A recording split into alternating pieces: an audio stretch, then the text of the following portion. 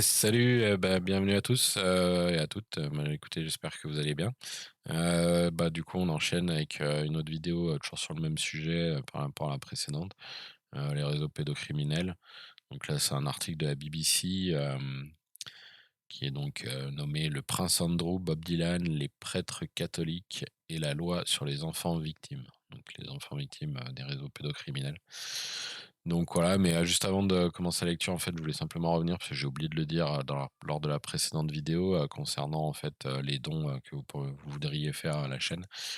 Du coup, je vais rajouter dans la description de mes vidéos un lien vers mon compte PayPal en fait. Du coup, pour ceux qui voudraient donner un petit quelque chose pour soutenir mon travail, voilà, comme ça vous aurez un lien où vous pourrez le faire directement. Je le fais via, comment dire? Via PayPal parce qu'après il y a d'autres systèmes style Tipeee, Utip, ce genre de trucs. Mais le problème, c'est que ces sites-là, en fait, ils prennent une partie de l'argent. Donc, moi bref, voilà, après c'est leur pratique, hein, ils font ce qu'ils veulent. Et en plus de ça, la plupart de ces sites appartiennent à des banques ou ce genre de choses, donc j'ai pas trop envie d'aller leur refiler de l'argent, voilà, hein, je pense qu'ils en ont déjà suffisamment, donc voilà. Donc voilà, c'était simplement pour vous prévenir que vous trouverez, du coup, dans la description de mes vidéos, un lien vers mon compte PayPal pour faire des dons si vous en avez envie. Voilà, voilà. Bon allez, du coup, on attaque l'article. Donc, je l'ai dit dans la précédente vidéo, mais il est un peu long, donc voilà, je vais essayer de pas trop faire de commentaires, juste lire l'article en lui-même. Voilà, donc un changement de loi à New York a permis le dépôt de plus de 9 000 plaintes pour maltraitance d'enfants, y compris des affaires contre le prince Andrew, Bob Dylan et des prêtres catholiques de premier plan, auparavant bloqués par le délai de prescription de l'État. Avertissement, le contenu suivant peut choquer certains lecteurs. Bon, voilà, vous le saurez. Euh, Tom Adrioa avait 25 ans, se tenait au bord de Bryce Canyon dans l'Utah et une impulsion de sauter n'arrêtait pas de lui traverser l'esprit. Cela faisait 14 ans que le frère aîné adoptif de Monsieur Andriola l'avait agressé sexuellement, mais le souvenir était encore vif. Là, au bord du canyon, dans l'isolement du parc, sa femme est devenue la première personne à qui il a parlé. Je pensais vraiment que si je parlais de ça, il allait venir me tuer, se souvient Monsieur Andriola. Quelques semaines plus tôt, ce même frère leur avait rendu visite et était resté un jour de plus. Quelque chose au cours de ce voyage a déclenché des souvenirs de l'abus, rendant Monsieur Andriola anxieux et impatient que son frère parte. Pendant des années après l'Utah, il n'en a parlé à personne d'autre. Mais parce que l'abus s'est produit il y a si longtemps, le frère n'a jamais été tenu responsable. Au moment où Monsieur Andriola était prêt à divulguer publiquement son histoire, le délai de prescription pour intenter une action dans l'État de New York où les abus avaient eu lieu avait expiré. Bien que son frère ait finalement été condamné pour avoir agressé un autre garçon, Monsieur Andriola n'a pas été autorisé à témoigner lors de son procès. Je n'ai jamais reçu d'accusé de réception ni d'excuse. La seule responsabilité que j'ai eue qu'il s'était fait prendre avec quelqu'un d'autre, a-t-il déclaré. Désormais, grâce à une modification de la loi de l'État, des personnes comme Monsieur Andriola pourraient avoir de meilleures chances d'obtenir justice. La Child Victims Act, ouais, le Child Victim Act plutôt, de New York a suspendu le délai de prescription pour les cas de maltraitance d'enfants pendant 2 ans, permettant aux victimes potentielles d'intenter des poursuites civiles qu'elles n'auraient pas pu engager auparavant. Voilà, je vais juste dire un petit aparté par rapport à ça. Euh, comment dire, cet acte, en fait, apparemment, comme ils disent, il est uniquement actif pendant 2 ans. Et je pense que c'est assez révélateur, justement, au fait qu'il y ait l'affaire Epstein qui soit également en cours, parce que ça va permettre, justement, à des victimes qui avaient atteint, où le délai de prescription avait été atteint, de revenir et d'attaquer, en fait. Donc, pour moi, ça, c'est pas fait de façon anodine, quoi. De façon anodine, pardon. Derrière, c'est pas uniquement pour ce cas-là que je vous raconte, ça va servir aussi pour d'autres poursuites, quoi, qui seront sûrement, plus importantes encore. Voilà, la loi votée en 2019 donnait aux victimes jusqu'au 14 août 2021 pour déposer plainte. À cette date, plus de 9 200 ont été déposés.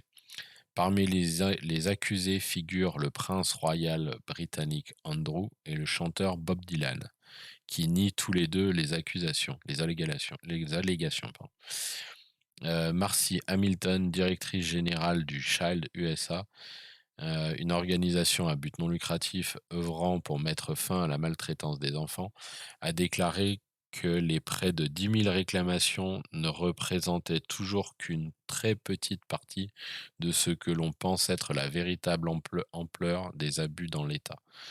Les données suggèrent qu'environ une fille sur 5 et un garçon sur 13 seront victimes d'abus sexuels aux États-Unis. C'est 15 à 20 de la population, a déclaré Madame Hamilton. Des études ont montré qu'environ un tiers des enfants victimes d'abus sexuels parleront de ce qu'ils ont vécu avant l'âge adulte, mais un autre tiers le fait bien plus tard dans la vie. L'âge moyen aux États-Unis est de 52 ans. Le reste ne divulgue pas du tout. Donc, du coup, il y a un tiers, ouais, qui en parle avant l'âge adulte, un tiers avant les 50, bon, vers les 52 ans, et le dernier tiers, lui, gardera le secret jusqu'à sa mort et ne voudra jamais dévoiler ce qui lui est arrivé, quoi. La peur des représailles, de ne pas être cru, est centrale, tout comme la honte, certaines victimes craignant de s'attirer les abus. Il y a aussi la confusion. Les enfants peuvent ne pas reconnaître immédiatement ce qui leur est arrivé, souvent aux mains d'un adulte de confiance, comme de la maltraitance ou du viol. Les presbytères de l'église catholique Sainte Cecilia à New York étaient plus grands que David Ferrick, alors âgé de 10 ans, ne le pensait. Un père de son école catholique lui faisait le grand tour. Monsieur Ferrick, maintenant âgé de 52 ans, avait demandé à parler au prêtre en tête-à-tête à la demande de sa mère, qui pensait qu'il avait besoin de conseils paternels. Cet homme était le choix évident. Il était l'ami de tout le monde, a déclaré Monsieur Ferrick, le prêtre cool qui jouait aux Beatles et emmenait les garçons au match de basketball, pardon, de l'école. Monsieur Ferrick a rappelé leur rencontre. Le prêtre lui a demandé d'aller dans la chambre de l'homme pour plus d'intimité, a déclaré le père. L'air lourd de l'après-midi d'été avait laissé la pièce étouffante. Enlevons nos, enlevons nos chemises, s'est souvenu Monsieur Ferrick d'avoir dit le prêtre avant de suggérer qu'il devrait se reposer un peu. J'ai enlevé mon pantalon aussi, il fait chaud, il fait vraiment chaud, aurait-il dit. Tu devrais faire pareil. L'enfant de 10 ans a estimé que c'était une demande étrange, mais il faisait confiance à son prêtre. Selon Monsieur Ferrick, le prêtre l'a ensuite fait allonger à côté de lui sur le lit pour une sieste l'après-midi avant de parler, a-t-il expliqué. Il était derrière moi, me donnant une cuillère, a déclaré Monsieur Ferrick. Je pensais que c'était bizarre, mais qu'il m'aimait vraiment parce qu'il était prêtre. J'ai commencé à le remarquer en train de toucher la taille de mes sous-vêtements et de les casser puis de les faire rouler. Je faisais tout ce que je pouvais pour prétendre que je dormais. À 10 ans, je ne pouvais pas comprendre ce qui se passait. L'ancien prêtre de Monsieur Ferrick est désormais l'un des 24 membres du clergé nommés par 27 plaignants dans une action civile à New York, déposée en vertu de la CVA. L'homme qui a été accusé d'abus par plusieurs anciens enfants de cœur a nié les accusations et n'a pas pu être joint pour commenter. Il a été démis de ses fonctions en 2004 et défroqué en 2006. Le diocèse de Brooklyn le classe désormais parmi les anciens membres du clergé au sujet desquels le diocèse a reçu des allégations d'abus sexuels sur mineurs. Monsieur Ferrick a raconté à personne ce qui s'était passé pendant 20 ans. À ce stade, la fenêtre légale pour porter son affaire devant les tribunaux s'était fermée. Avant la CVA, les victimes d'abus sexuels sur enfants à New York avaient jusqu'à leur 21e anniversaire, 3 ans après être devenus adultes aux yeux de l'État, pour déposer une plainte au civil. Le délai de prescription pour engager des poursuites pénales est encore plus court. Maintenant, grâce à la nouvelle loi, M. Ferrick a la possibilité de dire à un tribunal ce qui s'est passé. Quand j'ai entendu que le délai de prescription avait été prolongé, j'étais assez excité, a-t-il déclaré. Il sert maintenant de témoin dans l'affaire contre l'ancien prêtre, l'un des milliers de ceux déposés en vertu de la CVA, impliquant des allégations contre le clergé catholique. Parmi les affaires les plus médiatisées, citons une poursuite contre l'archidiocèse de New York pour abus sexuels présumés par Theodore McCarrick, l'ancien cardinal catholique défroqué en 2019. Il est désormais le plus haut responsable catholique à faire face à des accusations d'abus sexuels aux États-Unis. L'ancien ecclésiastique de 91 ans a été reconnu par le Vatican pour avoir agressé sexuellement un garçon dans les années 70, mais a jusqu'à présent évité les poursuites aux États-Unis en grande partie parce que les délais de prescription ont bloqué des affaires vieilles de plusieurs décennies. Il fait maintenant face à des accusations civiles à New York et au New Jersey, ainsi qu'à des accusations criminelles dans le Massachusetts pour avoir abusé sexuellement un adolescent dans les années 70. Son avocat Barry Coburn, a décliné la demande de commentaires à la BBC. Les poursuites croissantes contre le clergé ont conduit les paroisses à la ruine financière. Au cours des 2 dernières années, 4 des 8 diocèses de New York ont déposé le bilan.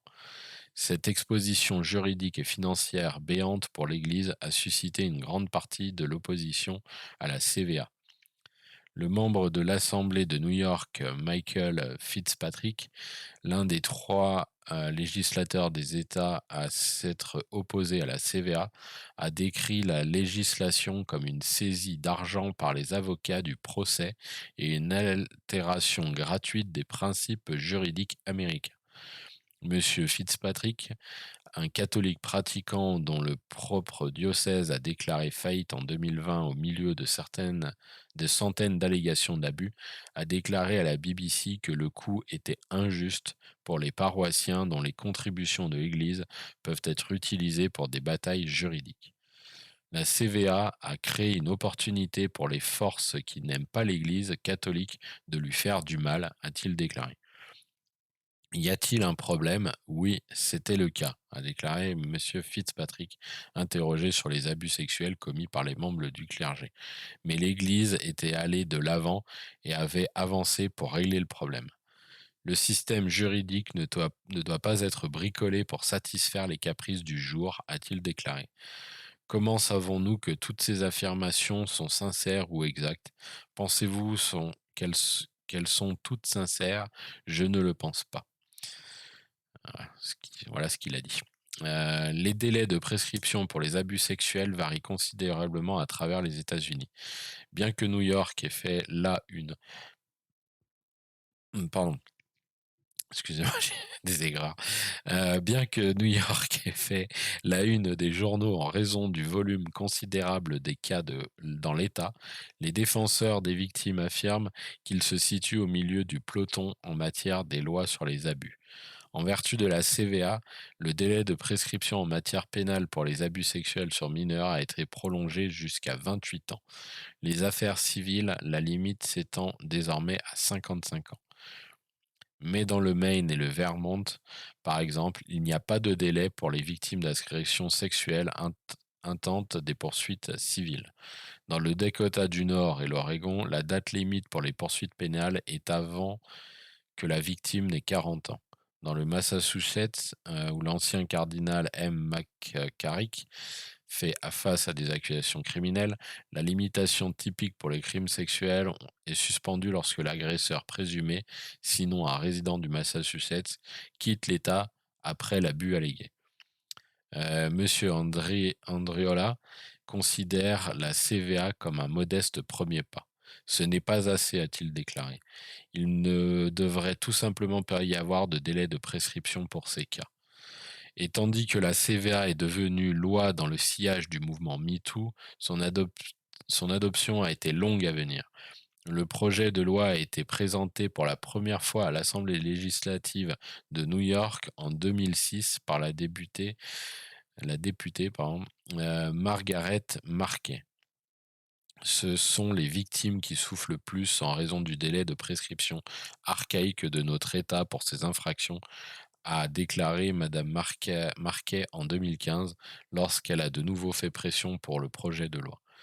La cause était personnelle pour Madame Marquet, bien qu'elle n'en ait pas parlé à l'Assemblée. L'un de ses fils lui a dit plus tard qu'il avait été agressé sexuellement dans son enfance par un prêtre de l'Église catholique de sa famille. Les paiements civils peuvent être essentiellement pour soutenir les services d'aide aux survivants. Les victimes de maltraitance d'enfants sont plus susceptibles de souffrir de troubles comme la dépression, la SSPT. Alors, SSPT, c'est syndrome post-traumatique. Le deuxième est, je ne sais plus à quoi. Bref, c'est syndrome post-traumatique. Mais voilà. L'abus de substances ou d'alcool, disent les experts, et le traitement aux États-Unis peut être prohibitif. Madame Hamilton de Child USA évalue le coût moyen à environ 830 000 dollars sur une durée de vie. Les abus de Monsieur Ferrick l'ont mis en colère. C'est quelque chose sur lequel je travaille toujours, a-t-il déclaré. Et il s'inquiète intensément pour ses enfants, 3 filles et 2 fils. Il ne les laissera jamais, jamais, jamais à ses propres enfants la liberté qu'il a laissée, a-t-il déclaré, se souvenant de son enfance indépendante à New York. Chaque fois que je pense à mes enfants qui vont quelque part, la première pensée qui me vient à l'esprit est de savoir comment ils vont se blesser, a-t-il déclaré. Suite au succès de la CVA, des défenseurs comme Monsieur Andriola se tournent maintenant vers l'Adult Survivors Act. Cette loi créerait une fenêtre d'1 an pour les adultes victimes d'abus sexuels pour déposer des réclamations. La législation, qui a été adoptée à l'unanimité au Sénat de New York en juin, est bloquée à l'Assemblée depuis janvier, et ils espèrent que d'autres suivront.